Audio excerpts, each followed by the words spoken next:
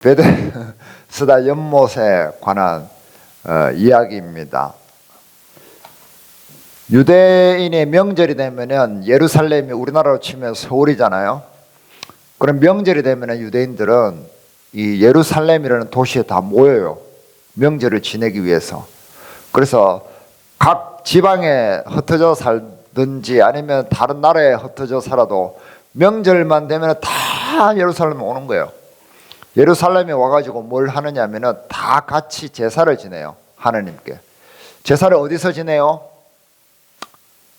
성전에서 지낸다는 말이야. 성전. 솔로몬 왕이 성전을 지었잖아요. 그게 나중에 그 성전을 하나님께서 주셨는데 이스라엘 사람들이 우상을 섬겼단 말이에요. 불상 같은 걸 섬기고 막 나무 같은 거 깎은 거 그런 거 섬기고 우리나라 치면 그렇게 한 거예요. 그래서 예루살렘이 공격을 받아서 망해버리잖아요. 그래가지고 성전을 다 파괴된단 말이에요. 그래 다시 또 짓고 파괴되고 두 번, 세 번 파괴됐다가 지었다가 이렇게 하는데 이 당시에도 아무튼 성전이 아주 멋진 성전이 있었어요. 그 성전이 예루살렘에 있었는데 사람들이 거기 모여서 제사를 지내는 거예요. 제사를 지내는데 왜 제사를 지내요? 왜 제사를 지낼까요? 그건 나야 모르지. 이스라엘 사람들이 알지. 내가 어찌 알겠노? 왜 제사를 지내느냐 하면은 하나님께서 첫째는 지내라고 하셨기 때문입니다. 왜 지내라고 했느냐면은 안 그러면은 하나님 앞에 죄를 용서받을 길이 없기 때문에 죄를 용서받기 위해서 제사를 지내는 거예요. 자, 제사가 뭐다? 죄를 용서받기 위해서 생겨난 게 제사예요. 조상님한테 절하는 게 제사가 아니고 공자님의 후손들은 잘 들어야 됩니다. 공자님이 조상들한테 제사 지내라고 했잖아요. 잘못 만들어낸 거예요. 오해를 한 겁니다. 제사는 왜 만들었다고요? 하나님한테 죄를 용서받기 위해서 조상님한테 잘 되게 해달라고 복 받으라고 한 게 아니에요. 그렇게 하면 오히려 하나님의 벌을 받아요. 그래서 이 제사를 지내려고 예루살렘에 모이는데 제물로서는 짐승이 있단 말이에요. 제물로서는 짐승 중에 제일 많은 것이 양이에요. 양. 그래서 여기 보면은 2절에 뭐라고 되어 있어요? 예루살렘에 있는 양문 곁에, 이게 양이 드나드는 문이라는 뜻입니다. 양문, 양쪽 문이 아니고.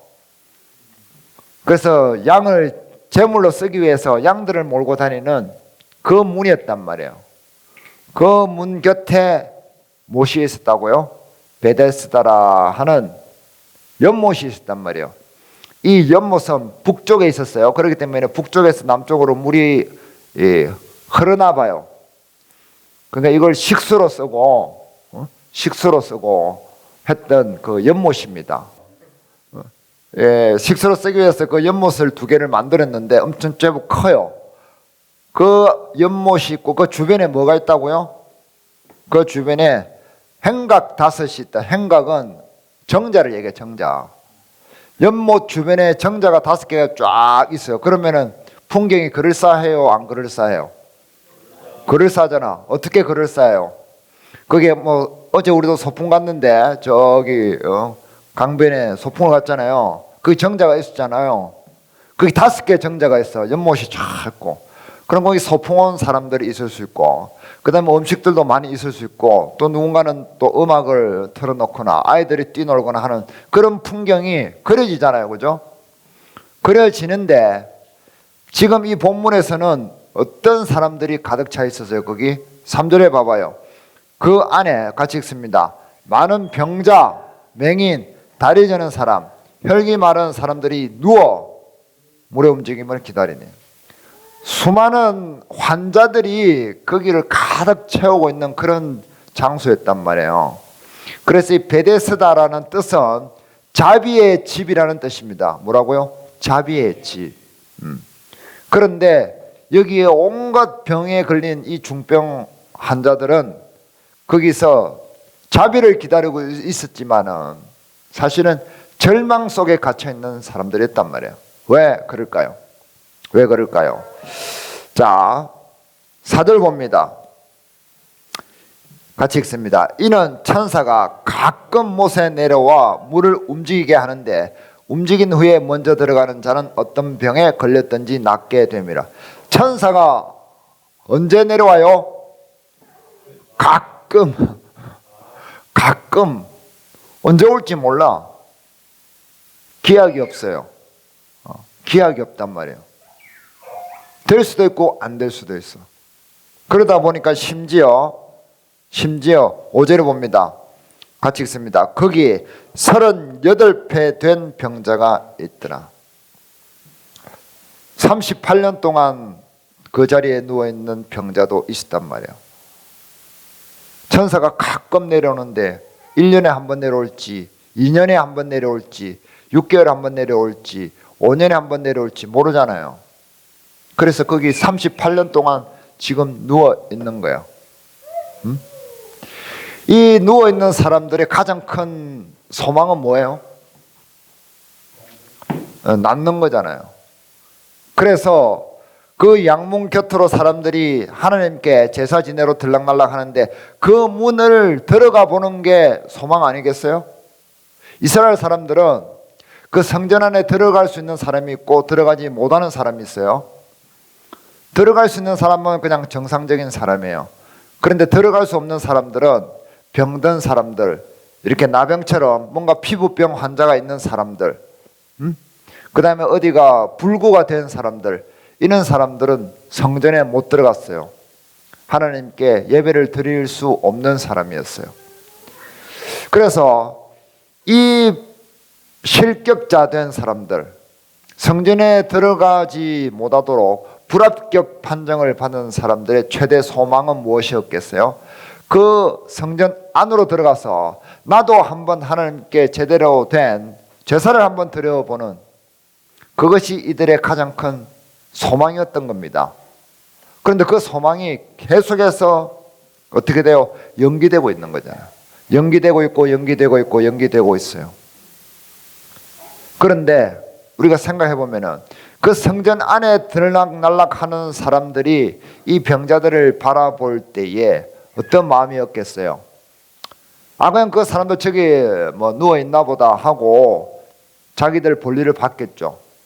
그런데 우리가 다시 생각해 보면은 우리도 언젠가는 몸이 병들거나 어떤 나쁜 데 오염되거나 또 장애를 입을 수도 있잖아요.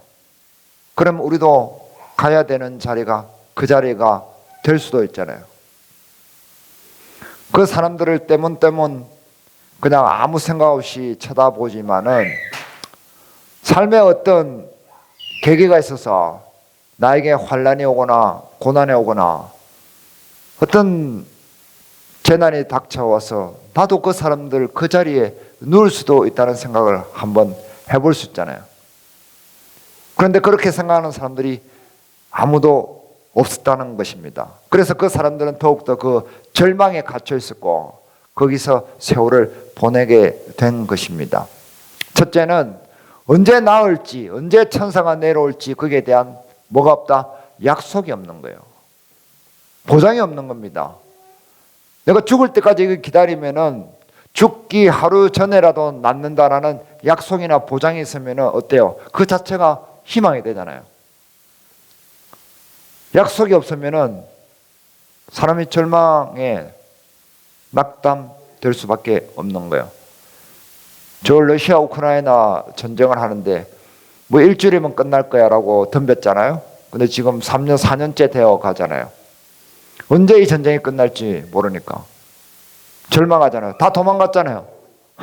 도망갔다잖아요. 우크라이나는 뭐 25% 정도가 국민들이 다 해외로 도망을 가버렸대요. 참을 수 없기 때문에. 그리고 이 사람들이 계속해서 또 절망 가운데 있는 이유는 기한이 없는 거예요. 이 언제까지라는 시간이 없잖아요. 그죠? 무기한 시한부 인생이야. 무기한. 시간이 안 정해져 있단 말이에요. 그게 사람을 더욱더 낭망되게 하고 절망스럽게 한단 말이에요. 언제 물이 동할지 모르잖아요. 그리고 가장 심한 절망감은 어디에 있을까요? 가장 심한 절망감은 조금 전에 얘기했듯이 사람들의 무관심이잖아요. 너희들은 자격 미달이야. 이 정상적인 사람들이 이 실격자들에 대한 관심이 있었다면 적극적으로 보살펴 봐야 되잖아요. 나아가는지, 이 사람들을 도와줄 방법이 뭐가 있는지. 그래서 중병 환자부터, 만약에 그 기적을 기대한다면 중병 환자부터 순서를 정해가지고 심한 사람부터 넣어주자, 뭐 이런 대책이라도 있을 수 있잖아요. 근데 그런 것도 전혀 없었다는 거죠. 그래서 이 병자가 이렇게 얘기하잖아요. 7절 다 같이 읽습니다. 병자가 대답하되 주여, 물이 움직일 때에 나를 못에 넣어주는 사람이 없어 내가 가는 동안에 다른 사람이 먼저 내려가나이다. 자기를 물이 동하는 걸 이 사람은 본 것 같아요. 그런데 아무도 자기를 데려다 줄 수 있는 사람이 없더라는 겁니다. 자기 스스로는 갈 수 없는 사람이야. 그러니까 움직일 수가 없어요. 자기는 중병이라서. 근데 아무도 이 중병 환자를 관심을 가져주는 사람이 없다는 거죠. 살려야 되겠다는 마음을 먹고 있는 사람이 아무도 없다는 겁니다. 다 무관심한 거예요. 저 사람 어차피 베린 사람이야. 저 사람은 구제불능이 안 돼 라고 낙인을 찍고 말았던 거죠. 그 사람은 낙인이 찍힌 사람이야. 저 사람은 구제불능이야. 나을 수 없는 사람이야 라고는 사람들의 판단을 받고 있는 사람이죠. 그게 더 절망적인 거잖아요. 기적은 언제 일어날지 모릅니다. 기적을 바라고 사는 것은 어리석은 걸까요? 지혜로운 걸까요? 기적을 바라보고 사는 것은 어리석은 거예요. 그런데 로또 사요, 안 사요? 로또 사잖아요. 로또를 왜 사요? 아, 이거 어차피 내 돈 많으니까 5천 원 버리지 뭐. 5천 원 저 사람 보태주지 뭐. 국가에 내가 뭐 세금 좀 보태주지 뭐. 그런 마음으로 로또 사요? 로또 붙기를 바라는 마음으로 사잖아요. 로또 붙는 확률은 기적에 가까운 확률이에요. 그는 항상 일어나는 일이 아닙니다.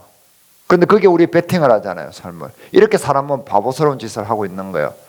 그런데 사람들의 무관심은 항상 있다 없다? 항상 있는 거예요.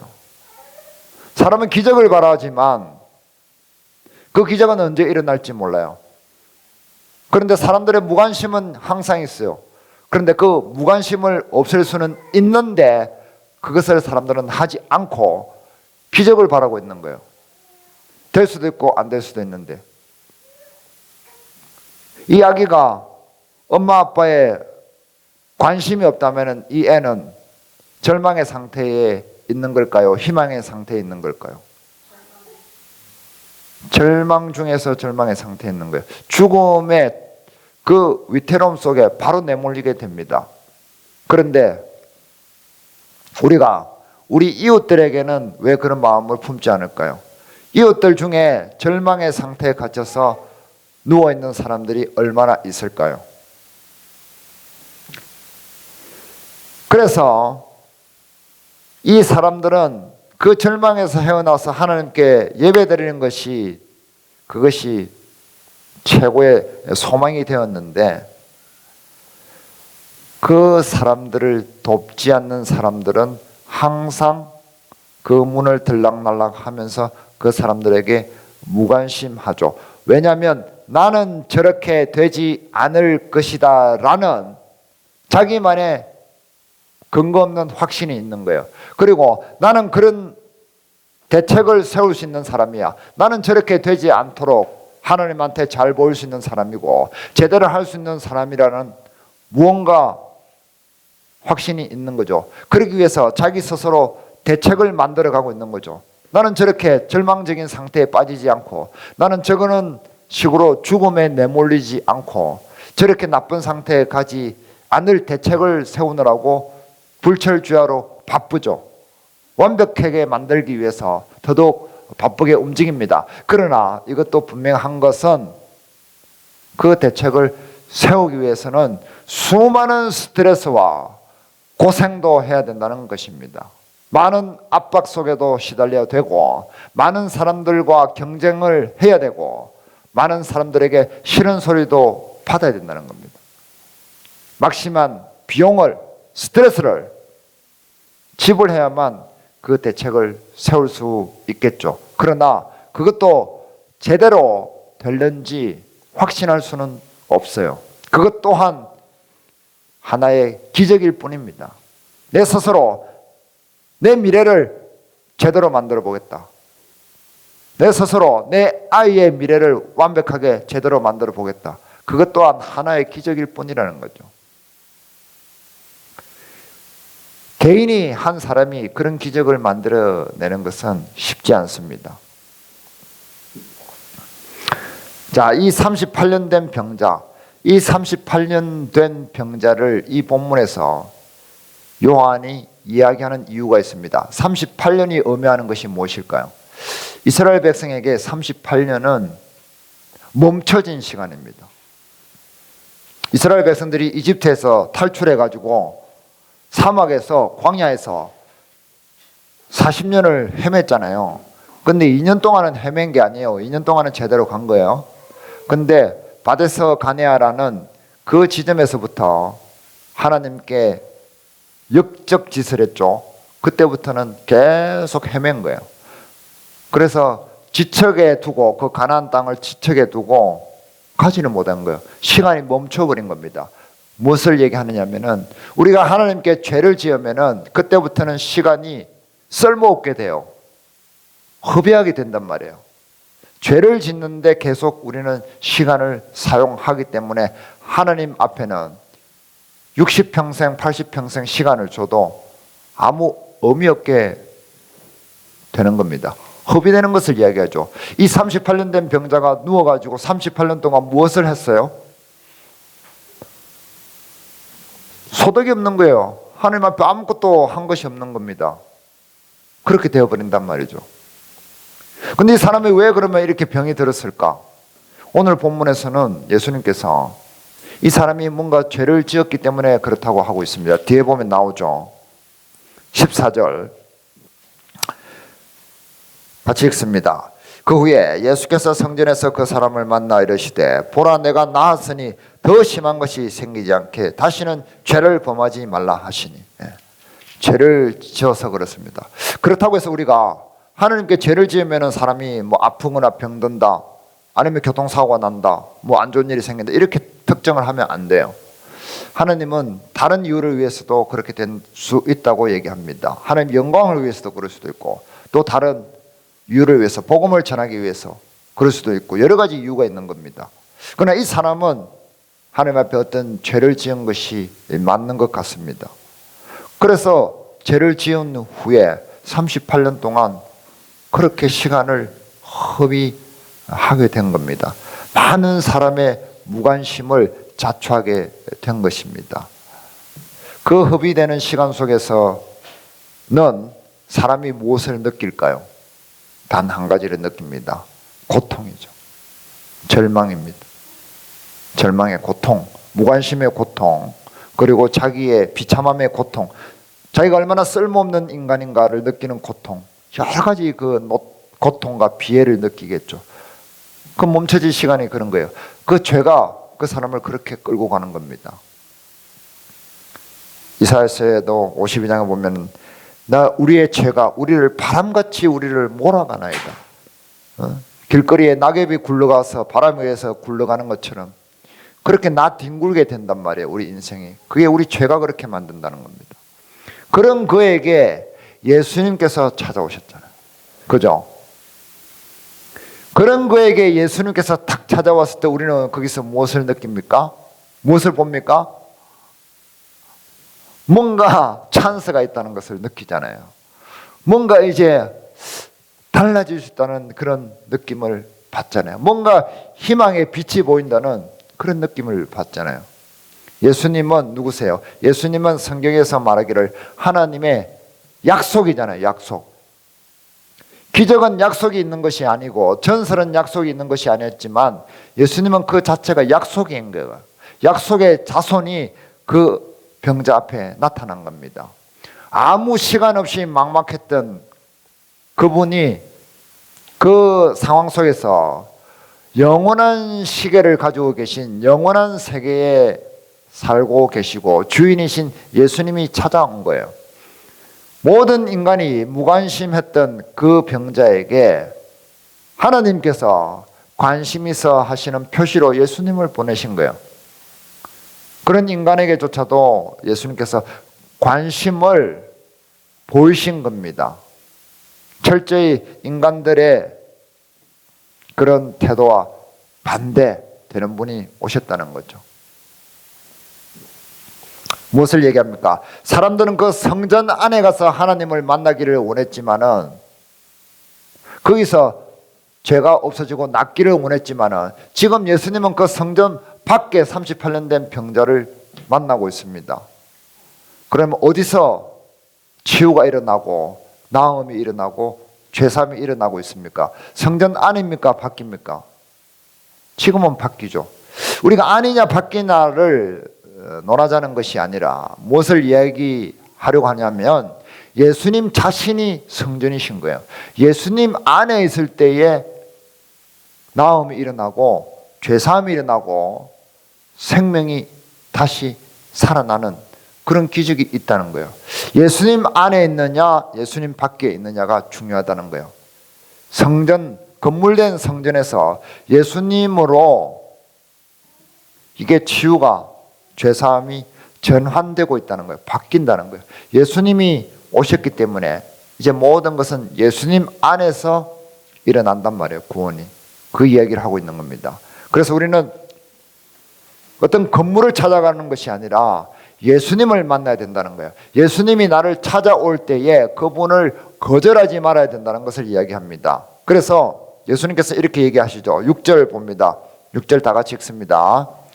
예수께서 그 누운 것을 보시고 병이 벌써 오래된 줄 아시고 이르시되 내가 낫고자 하느냐. 예수님께서는 질문을 던지시죠. 우리에게 찾아오셔서 강압적으로 내가 예수니까 네 나 믿어 이렇게 하시지 않는다는 거예요. 네가 나를 믿기를, 나를 받아들이기를 원하느냐? 라고 물어보는 거예요. 인격적으로 질문하십니다. 그럴 때 우리가 거절하느냐? No thank you. 나는 예수님이 필요 없습니다. 필요 없어도 저 혼자 잘 살 수 있어요. 비록 내가 이 자리에 38년 동안 누워 있지만 이것도 왠지 괜찮다는 생각이 듭니다. 나는 지금 10원짜리 땡전 한 푼 없이 거지로 살고 있지만 이것도 나름대로 나쁘지는 않은 것 같아요. 그리고 나는 사람들에게 무시를 당하고 사람들에게 웃음거리가 되고 있지만 이것도 즐기다 보면은 재미가 꽤 있는 그런 인생일 수 있잖아요. 라면서 예수님을 거절할 수도 있잖아요. 예수님은 그걸 선택하라고 하시는 거예요. 그런데 이 병자는 예수님을 받아들입니다. 그래서 낫잖아요. 은혜는 그 은혜를 붙드는 자에게만 유효합니다. 그 은혜를 물리치는 자에게는 유효하지 않습니다. 아무리 우리가 기도를 그럴싸하게 하고 말씀을 많이 알고 예배를 잘 드려도 내가 생활을 아주 맛깔스럽게 잘해도 상관이 없다는 거예요. 예수님을 내 마음에 진짜로 받아들이느냐 거절하느냐 그 차이가 있다는 겁니다. 그럴 때에 예수님께서 뭐라고 하셔요? 8절 다 같이 있습니다. 예수께서 이르시되 일어나 내 자리를 들고 걸어가라 하시니 그 사람이 곧 나와서 자리를 들고 걸어가니라. 예수님께서 이렇게 얘기하시죠. 그럴 때에 예수님을 받아들이겠습니다 했을 때 그러면은 내가 시키는 대로 해보겠니? 라고 얘기를 하면서 일어나 이제 네가 나았다. 나를 받아들이는 순간 너는 낫게 될 것이야. 그러니까 일어나서 내 자리를 들고 가라. 네 자리를 왜 들고 가라고 했을까요? 자기가 누운 자리에 꼴도 보기 싫을 겁니다. 거기에 구더기가 있을 수도 있고 벌레가 있을 수도 있고 여러 가지 더러운 오물들이 있을 겁니다. 그 자리를 들고 가래요. 왜 그 자리를 들고 가야 될까요? 나는 그냥 깨끗한 대로 바로 도망가고 싶고 제사장에게 가서 내가 이제 나았습니다라고 인정을 받고 싶은 마음이 굴뚝 같을 텐데 네 자리를 들고 가라는 거예요. 무슨 말일까요? 네 과거를, 네가 죄를 짓고 살았던 그 과거를 청산하라 이 말이에요. 죄를 씻는다는 것은 내가 만들어낸 내 과거 때문에 내 과거에 죄를 짓고 여러 가지 내가 실수했던 것들이 만들어낸 오늘 나를 제대로 처리하란 말이에요. 내 죄를 처리하고 오늘부터 걸어가라고 하시는 거예요. 걸어가라는 것은 예수님의 생명 안에서 살아가라 이 말이에요. 옛날에는 그 절망 속에서 죽음 가운데 들어누워 있던 그것을 청산하고 이제 예수님 안에서 즐겁고 기쁘고 행복되게 살아라. 예수님의 생명으로 살아라. 이야기를 하는 겁니다. 그래서 그 사람은 그대로 하죠. 그런데 다시 죄를 범하면 어떻게 될까요? 14절 다시 봅니다. 같이 읽습니다. 그 후에 예수께서 성전에서 그 사람을 만나 이르되 보라 내가 나았으니 더 심한 것이 생기지 않게 다시는 죄를 범하지 말라 하시니 더 심한 것이 생긴대요. 다시 죄를 지으면 뭐예요? 38년 동안 누워 있었는데 더 심한 것은 무엇일까요? 영원히 너는 절망 가운데서 고통받게 될 것이다 라는 얘기 아니겠어요? 영원히 지옥에서 사람들의 무관심 속에서 사람들의 비웃음 속에서 고통받으면서 거기서 이를 갈면서 슬피 울게 될 것이다 라는 이야기죠. 우리는 전에 38년 된 병자처럼 우리 죄 가운데 살았습니다. 맞죠? 그런데 예수님께서 우리에게 찾아오셨고 우리는 예수님을 받아들였습니다. 그래서 우리는 나음을 입었습니다. 그래서 예수님의 생명 안에서 걸어가는 행운 아닌 행운, 기적 아닌 기적, 축복 아닌 축복을 받게 되었습니다. 그런데 우리 주변에는 여전히 38년 된 병자처럼 절망 가운데서 드러누워 있는 사람들이 얼마나 많을까요? 우리 주변에 우리 가족들 가운데, 우리 친인척들 가운데, 내가 아는 직장 동료 가운데, 내가 아는 이웃들 가운데, 친구들 가운데 얼마나 많은 사람들이 절망 가운데 고통스럽게 인상을 찡그리면서 인상을 쓰면서 입술을 삐죽이면서 사는 사람들이 얼마나 많이 있을까요? 누가 나에게 해코지라면 대갚아 주려고 날선 혀를 가지고 있는 그런 사람들이 주변에 얼마나 많을까요? 그러면서 하나님께 죄를 계속해서 지으면서 악을 쓰면서 사는 사람들이 얼마나 많을까요? 저 사람 때문에 내가 낫지 못한다 하면서 다른 사람을 계속해서 공격하고 비난하는 그런 사람들이 얼마나 많겠느냐는 말이죠. 그 사람들에게 우리가 가져야 될 것은 관심이죠. 관심을 가지라고 하시잖아요. 우리 김해의 인구가 얼마입니까? 55만? 6만? 좀 되죠. 그 중에서 교회를 다니는 사람은 몇 프로 정도 될까요? 10%도 채 안 되는 걸로 알고 있습니다. 교회 다니는 사람 중에 제대로 예수님을 받아들인 사람은 또 더 훨씬 적겠죠. 그럼 최소한 90%, 50만 정도에 되는 사람이 김해에는 예수님을 몰라서 죄 가운데서 인상 쓰면서 고통받고 있는 사람들이 있다는 겁니다. 맞나요? 몇 프로? 90%. 그 사람들에게 우리가 관심을 가져줘야 되는 거예요. 당신에게 예수님께서 찾아오실 때에 거절하지 마십시오. 거절하지 않으면 생명의 길을 갈 수 있습니다. 고통에서 벗어날 수 있습니다. 라고 이야기할 수 있어야 된다는 거죠. 우리의 관심이 여기에 있을 수 있다는 겁니다. 왜? 내가 거기서 나아봤기 때문에 그럴 수 있다는 거예요. 우리 교회가 이제 24년도 7월 7일에 창립 예배를 했어요. 이제 26년이잖아요. 7월 7일 약 2달만 있으면 2주년이 됩니다. 벌써 2주년이 되었기 때문에 뭔가 이제 2년이 되면은 2살이 되면은 만 2살 되면은 그때부터 이제 그런 말을 떼고 컸잖아요. 우리 교회도 이제 그런 말을 띨 때가 넘었습니다.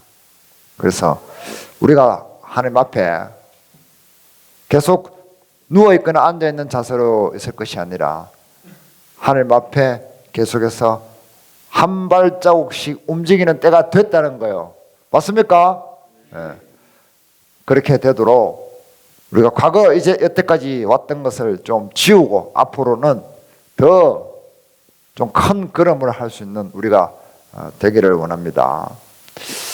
자, 화면 봅니다. 38년 된 병자가 의미하는 것은 무엇인가요?